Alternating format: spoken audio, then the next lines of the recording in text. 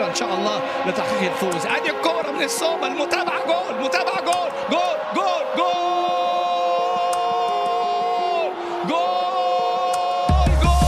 جول جول. هدف عن طريق فراس الخطيب. هدف للمنتخب العربي السوري أمامنا هنا في هذه الكرة وفي هذه اللقطة. كرة السومة ترتد ولكن أمامنا فراس الخطيب. يا عيني على الكرة، يا عيني على الرأسية.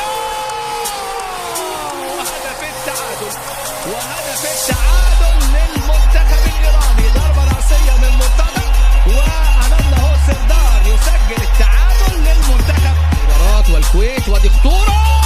وهدف عن طريق سردار.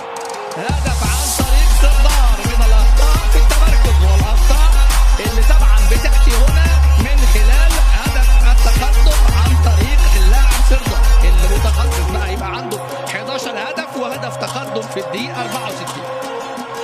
هدف تقدم عن طريق اللاعب سردار في الدقيقة 64 من لم يتأهل إلى المباراة الحاسمة مع أمامنا هذه اللحظات.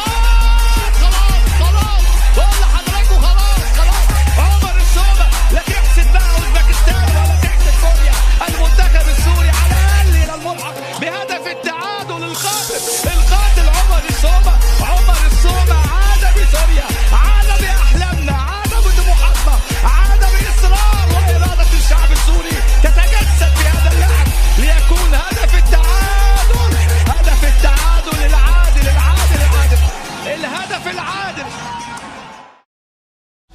مباراة القمة، المباراة الأولى هنا في استاد هانشيفال. خطيرة المراوغة موجودة والتسديد والهدف الأول. الهدف الأول للمنتخب الأسترالي كانت خطيرة منذ البدايات، كانت واضحة. شوف الكرة هنا ماشي اللاعب المدافع اللي مشى قدها وخط قدامه بس ما يضربش الكرة. يشوف الكرة المنتخب الأسترالي ويسجل أول أهداف المباراة. 1-0 للمنتخب الأسترالي. صحيح أستراليا خلقت أكثر من فرصة لكن فراس يلعب فراس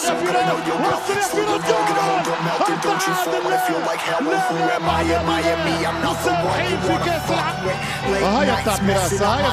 شوف فراس الخطيب، شوف القوة الرأسية والكرة في الحارس الكرة اللي ما تحبش ممكن زي الكرة ما حبتش المنتخب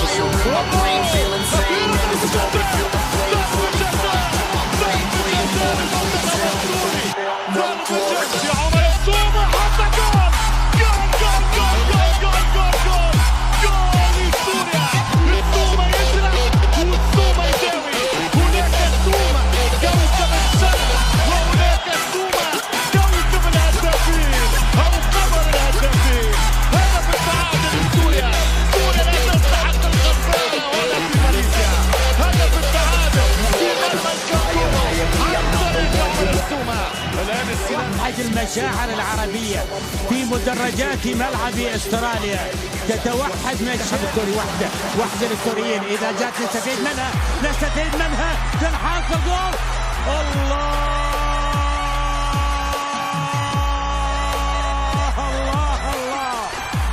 الله عمر السومة يتقدم بالهدف الأول. سوريا تتقدم. آسيا أمامك يتقدم، لم يهدأ المنتخب الاسترالي حتى يأتي الجول.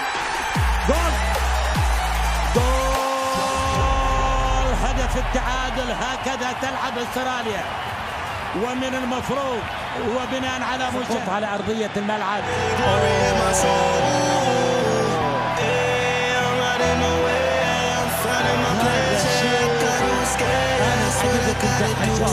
في الأشواط الثلاثة الكرة خطيرة جدا. يا الله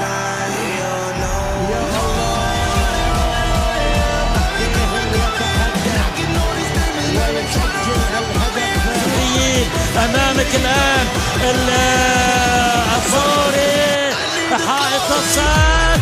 الله يا الله